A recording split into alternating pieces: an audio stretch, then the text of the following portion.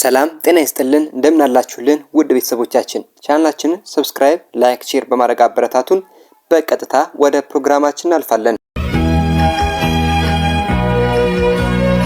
በዓለም አቀፉ የፖለቲካ የሴት ጨዋታ ላይ የተሰነዘሩት ያልታሰቡና የሀያላን ሀገራት የጥቅም ሽኩቻ የወለዳቸው እርምጃዎች የሰው ልጅ የዕለት ተዕለት የትንፋሽ ምንጭና የኢኮኖሚ ደም ስር የሆነውን ነዳጅ እንደ ክፉ ናዳ እያናወጡት ባለበት በዚህ አስጨናቂ ዘመን በመካከለኛው ምስራቅ ምድር የሚቀጣጠለው የጦርነት ነበልባልና የሀያላን ሀገራት የጂኦፖለቲካ ፍላጎት ግጭት የዓለማችንን የኤነርጂ ደም ስር የሆነውን የሆርሙዝ ሰርጥ በብረት ሰንሰለት ሲያስረው ይህ ክስተት በኢትዮጵያ ምድር ላይ የሚያስከትለው ማዕበል የሀገሪቱን የኢኮኖሚ መርከብ ክፉኛ እያወዛወዘና የኑሮ ውድነት እንደ ሰማይ እያራቀው ይገኛል። ጥቁር ወርቅ ተብሎ የሚጠራውና የዘመናዊ ዓለም የጉልበት ምንጭ የሆነው ነዳጅ ዋጋው እንደ ሰማይ ኮከብ እየራቀና በገበያ ስሌት የማይገመት እየሆነ በመምጣቱ በየማደያዎች ፊት ለፊት የሚታዩት ጠቂ የሌላቸውና የሰውን ትዕግስት የሚፈትኑት የተሽከርካሪዎች ሰልፎች የዜጎችን የሥራ ሰዓት የሀገርን ምርታማነትና የግለሰቦችን የኑሮ ተስፋ በጠራራ ፀሐይ እንደ ጉም እየበሉ ሲሆን ይህ የአቅርቦት ድርቅ በሌትር የሚለካውን የቤንዚንና የናፍጣ ዋጋ ከብርቅዬ ማዕድናት እኩል እንዲከበርና እንዲቆጠብ በማድረጉ ምክንያት በትራንስፖርት ዘርፍ ላይ የተጫነው የዋጋ ንረት እንደ ሰደድ እሳት ወደ መሰረታዊ ሸቀጦች ወደ እህል ምርቶችና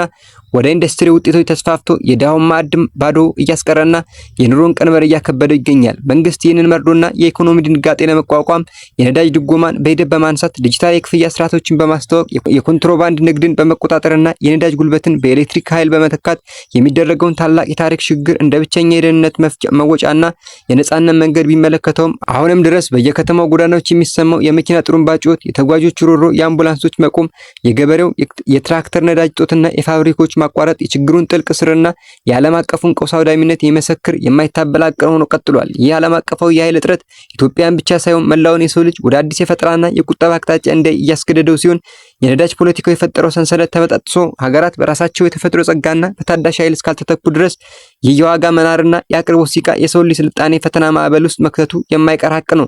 ስለሆነም ዛሬ ላይ የምናየው ነዳጅ ማደያዎች ሰልፍና የዋጋ ጭማሪ ነገ ላይ የሚመጣው የኤሌክትሪክና የቴክኖሎጂ ዘመን እንደ መነሻ ተወስዶ ዜጎች በቁጠባ መንግስት በጥበብ ዓለም ደግሞ በሰላማዊ ዲፕሎማሲ ችግሩን ለመፍታት ካልተረባረቡ በስተቀር የነዳጅ እጥረትን የሰው ልጅ የመንቀሳቀስ መብትና የኢኮኖሚ ነጻነት የሚያስር የዘመናችን ትልቁ ስጋት ሆኖ ይዘልቃል። በዓለም አቀፍ ደረጃ የነዳጅ ፖለቲካ የፈጠረው ቀውስ እና በኢትዮጵያችን ላይ ያሳረፈው የኢኮኖሚ ጫና ሀገራዊ የህልውና ጉዟችንን ከአሮጌው ነዳጅ ጥገኝነት ወደ አዲሱ የታዳሽ ኃይል ብርሃን እንድንቀይር የሚያስገድድ የታሪክ አጋጣሚ ሆኖ ተከስቷል። ለዚህም እንደ መጀመሪያውና ዋነኛው የመፍትሄ እርምጃ መንግስት የጀመረውን የኤሌክትሪክ ተሽከርካሪዎች ኤሌክትሪክ ቬሂክልስ ሽግግር በላቀ ፍጥነትና ጥራት ማሳለጥ ይኖርበታል። ይህ ስትራቴጂ የውጭ ምንዛሪያችንን ከነዳጅ ግዢ ታጋችነት ነፃ የሚያወጣ ብቻ ሳይሆን ሀገራችንን ያላትን የተትረፈረፈ የውሃ የነፋስና የፀሐይ ኃይል እምቅ ሀብት ወደ ተግባራዊ ጉልበት መቀየር የትራንስፖርት ዘርፉን ዳግም የሚገነባ የቴክኖሎጂ አብዮትና የታክስ ነፃ መብቶች ለግል ባለሀብት በስፋት መስጠት ያለባቸው ሲሆን በመላ ሀገሪቱ የሚዘረጉ የኤሌክትሪክ መሙያ ጣቢያዎችም እንደ አውራ ጎዳናዎቻችን ሁሉ የልማት ደም ወሳጅ ቧንቧዎች ሆነው ማገልገል ይኖርባቸዋል።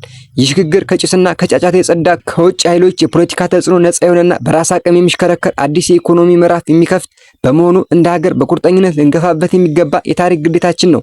ሁለተኛውና እጅግ ወሳኙ የመፍትሄ አቅጣጫ የነዳጅ አቅርቦትና ስርጭት ስርዓታችንን ከማንኛውም አይነት የሰው ሰራሽ እጥረትና ህገወጥ ደላሎች ደባ ማጽዳት የሚችል ዘመናዊና ዲጂታሊ ቁጥጥር መዋቅር መዘርጋት ነው። በየማደያው የሚታየው ረጅም ሰልፍና የሚሰማው ሮሮ የመነጨው ከእውነተኛ እጥረት በላይ ነዳጅን አከማችቶ በጥቁር ገበያ ለመሸጥ በሚሯሯጡ ስግብግብ አካላት ሴራ መሆኑን ይህን ጥቁር መጋረጃ የሚቀድ የቴክኖሎጂ ብርሃን ያስፈልጋል። የነዳጅ ፍሰቱን ከወደብ እስከ ማደያ ከማደያ እስከ ተሽከርካሪ ጋን ድረስ በሳተላይትና በዲጂታል መተግበሪያዎች መከታተል የሚችል ስርዓት በመተግበር ለታለመለት ዓላማ የሚውል ነዳጅ ወደ ጎንዮሽ ገበያ እንዳያፈስ ይከላከላል።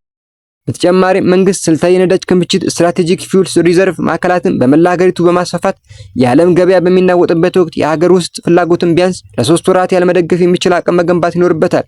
ይህ እርምጃ የኢኮኖሚውን ትንፋሽ ከድንገተኛ ድንጋጤዎች የሚጠብቅና ለንግዱ ማህበረሰብም ሆነ ለተራው ዜጋ የመረጋጋት ዋስትና የሚሰጥ የደህንነት ምሰሶ ነው። በመጨረሻም ዘላቂውና አስተማማኝ መፍትሄ የሚገኘው በዜጎች ዘንድ የቁጠባና የባህል ለውጥ ማምጣት ሲቻል ብቻ እንደሆነ መረዳት ይገባናል። ነዳጅ እንደ ልብ የሚገኝ ርካሽ ፈሳሽ ሳይሆን እንደ ወርቅና አልማዝ ሊቆጠር የሚገባው ውድ ሀብት መሆኑን የሚገነዘብ ትውልድ መፍጠር የግድ ይላል። የጅምላ ትራንስፖርት አገልግሎቶችን ማስፋፋትና ዜጎች የግል ተሽከርካሪዎቻቸውን በጋራ እንዲጠቀሙ ወይም ወደ ብስክሌትና እግር ጉዞ እንዲያዘነብሉ የሚያበረታታ የከተማ ፕላንና የግንዛቤ ስራ መጠናከር አለበት።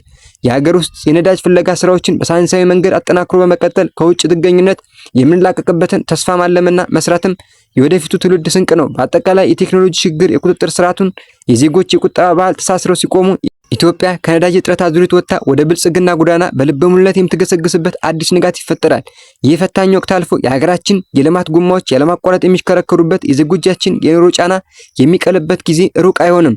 በመሆኑም ይህ ዛሬ የምናየው የነዳጅ እጥረትና የዋጋ ንረት ሀገራችን ከዘመናት የነዳጅ ጥገኝነት ቀንበር ተላቃ ወደ አዲሱ የኤነርጂ ነጻነት የምትሻገርበት የታሪክ መጋጠሚያ መሆኑን መረዳት ይገባናል። በየማደያዎቹ ፊት ለፊት የሚታየው ረጅም ሰልፍና የኢኮኖሚ መንገራገጭ በአሮጌው ቅሪተ አካል ነዳጅ ላይ የተመሰረተው ስልጣኔ እያበቃ መሆኑን የሚናገር ደወል ሲሆን፣ ይህንን መከራ ወደ ድል በመቀየር በራሳችን የታዳሽ ኃይል ጸጋዎች መመካት የምንችልበትን አዲስ ብርሃን መፈለግ የህልውናችን ጉዳይ ነው። በዓለም አቀፉ የፖለቲካ ትርምስ ውስጥ እንደ ወረቀት እንዳንበተን የራሳችንን የኢነርጂ ምሰሶች አጽንተን መገንባትና የነገው ትውልድ ከባዕድ ሀገራት የፍላጎት እስረኝነት ነፃ ማውጣት የግድ ይለናል። ይህ ሽግግር ወቅት የሚጠይቀን ጥበብ የነዳጅ እጥረቱን በጊዜያዊ ማስታገሻዎች መሸፈን ብቻ ሳይሆን መላውን ማህበረሰብ ያሳተፈና የባህልና የቴክኖሎጂ አብዮት ማምጣት ነው። የኤሌክትሪክ ተሽከርካሪዎች በጎዳናዎቻችን ላይ በብዛት መታየት መጀመራቸው፣ የዲጂታል ክፍያ ስርዓቶች የሀብት ፍሰቱን በፍትሃዊነት መቆጣጠራቸውና የጋራ ትራንስፖርት አገልግሎቶች መጠናከራቸው የኢትዮጵያን የነገ ተስፋ የሚያለመልሙ የድል ምልክቶች ናቸው። እያንዳንዱ ዜጋ በቁጠባና በአዲስ የፈጠራ መንፈስ ለዚህ ለውጥ